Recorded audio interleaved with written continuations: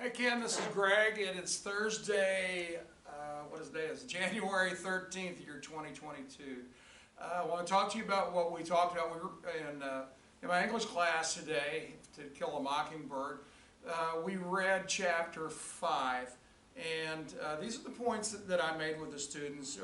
Thursdays are different days for us. We have a different schedule on Thursdays, and I lose considerable class time. With my morning classes, we have activities that are scheduled for every Thursday. Some goes with our character program, and also with we have some activities and competitions and stuff like that. So they take away time from our classes on Thursday mornings. But we did get through chapter 5, and it was a relatively short chapter, so we were able to discuss it. These are what I talked about, things on the board. First thing is, and I had my students put this in their notes, the obsession that Jim and Dill have with getting Boo Radley to come out. Scout's kind of at the place she doesn't care anymore, but Jim and Dill,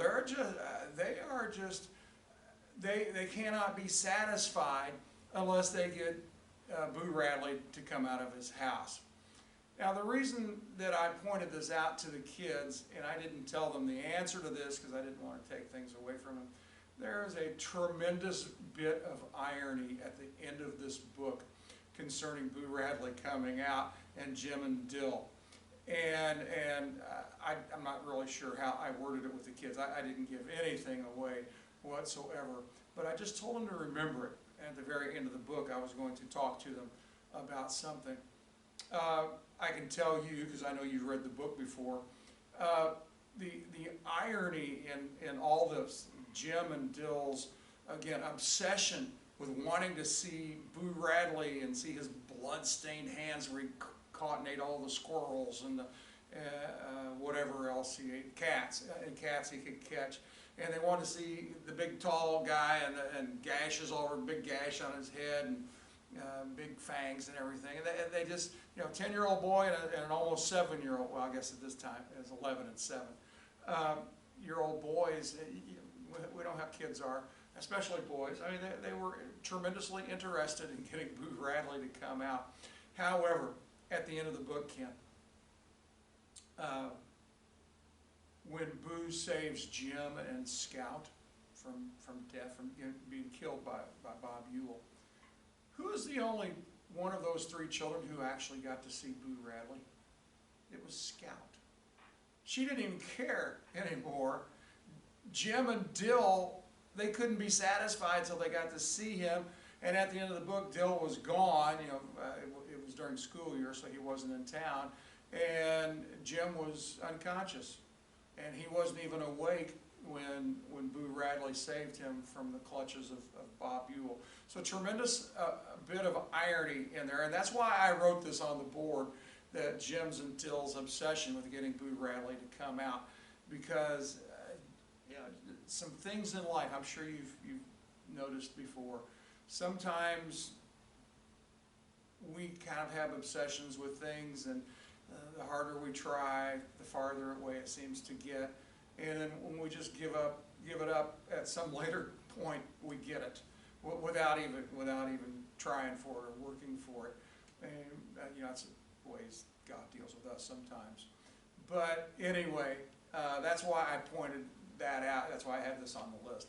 My second thing was, this goes back to yesterday as well, the way that Atticus deals with his children. I had a discussion in my class yesterday when Atticus came home at lunchtime and he caught the kids playing the Boo Radley game. And he never told them that he knew what they were doing. He just asked some questions and kind of worked his way around it. And when he left, I don't think the kids suspected that Atticus really knew what was going on. Now, the kids in my class were able to make the inference. They could make the leap. They figured it right out. That Atticus really did know what they were doing, or had a good idea anyway. So, how he raises his kids, and I talked to my class about this today. Atticus is willing to take a chance, and he's willing to let his kids make mistakes, learn from their mistakes. You know, sometimes not very pleasant for them, but he's not just the domineering parent who's demanding things from his kids, who wouldn't come home and say, I never want to see you play it again, I'll spank you or whip you or whatever. No, he was willing to let them, make the decision for themselves, and to make a good decision or a bad decision, whichever one it was going to be. And he was willing, of course he's always there to help them and to encourage them or to give them advice and everything. But at the same time, he's willing to give the kids somewhat of a longer leash in order to work things out and to learn from them and grow from them. So I thought that's an interesting commentary, that part on Atticus and the way he raises his kids. Now, you read chapter 5 today, he makes it obvious to the kids, he knew exactly what they were doing. And he kind of fooled Jim in his lawyer methods. He kind of fooled Jim into Jim confessing what they were doing. And made Jim angry, made Jim upset when he realized, what had happened. But again, Atticus he pretty much gave enough rope to Jim to let Jim hang himself, and Jim did. And Jim ended up confessing, even though he didn't realize he was confessing at the time.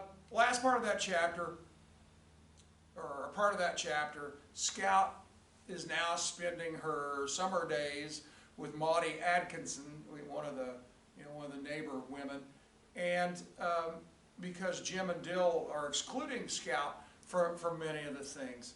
And Maudie was talking about the Radleys, and if you recall from a previous chapter, I didn't really talk about it here on the video. The Radleys were pretty much antisocial. They hardly had anything to do with anyone, and it wasn't just when Boo Radley got confined to the house. They were kind of standoffish. I'm sure when you were growing up still, one of the customs around where I live anyway, Sunday afternoons were spent visiting neighbors and friends, going for drives and visiting someone and just sitting around in the yard and discussing things and talking things. And that's what happened here in Macomb as well, for everyone pretty much except for the Radleys. Said they put down their curtains, they shut their doors, closed their windows on Sundays when everyone else, after church, when everyone else was out visiting, and the Radleys were just by themselves. Of course, Mr. Radley, the dad, he came out once a day. He was only out of the house for half an hour, but people seldom, if ever, saw Mrs. Radley, and people for the last 15 or plus years never saw Boo. So this is the way the Radleys were. And Maudie was explaining to Scout the religious beliefs of the Radleys, and she called them foot-washing Baptists. I'm sure you know what foot-washing Baptists or foot-washing anybody is. Being very strict. And Maudie kind of made the point that anything that's pleasure to people in the world, this group of Baptists just didn't like at all, and they thought it was sin. And she told the story that, of course, Maudie loved to garden. She just ate up with gardening and growing things. And she said one time they came out, a group of them came out. She told me, she mentioned where they came from. I don't remember. I don't think it was out of the woods. They came out and they walked by my house and they told me, but not only am I, but my flowers as well are all going to hell. her flowers are going to hell as well. Maudie herself was a Baptist, so that led into some interesting discussions for me about churches and denominations and things that people believe, differences in beliefs and stuff like that. One of the things that came up, was mentioned in the book, was closed communion. So I got an opportunity to explain to them, if in many churches, if you're not literally a member of that church, if you're a visitor, you're not permitted to take communion. And of course the kids go, oh, that's not fair. You know how kids are. And I said, well, that's just what they believe. All right? You can't condemn them because you don't believe like they do. That's just the way they are. And who's to say they're wrong and you're right? You know, that's the points I made with the kids. And but I had some very interesting discussions. You know, of course, in schools you're not supposed to talk about God or anything like that. However, the rule really is if students bring it up, then we're free to talk about it, and I take every opportunity I can. In that class, we discuss the Bible frequently, or things in the Bible, not necessarily doctrine or anything like that, but things in the Bible.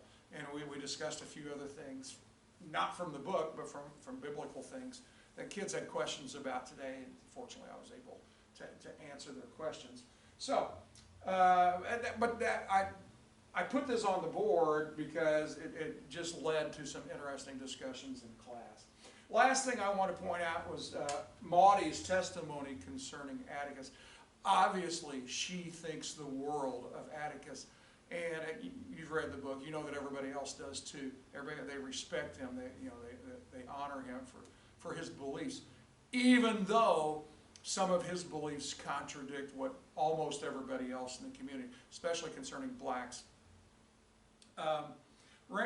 This isn't on the board, but yesterday we ran into a situation, and that happens every year. I have one black girl in class, and in the reading, the N-word came up. And so she's a sweet girl, sweetheart, she really is. So I asked her, I said, Cece, what do you prefer? And I told her, I said, about 6 years ago now, I had an 8th grade class, we read the book, and I had 6 or 7 black students in there, and they decided on their own. I didn't even ask them. They decided on their own whenever we came to the N-word, we were going to read it ninjas. So Cece agreed with that. She chuckled about it. And so when we encountered that yesterday, and yeah,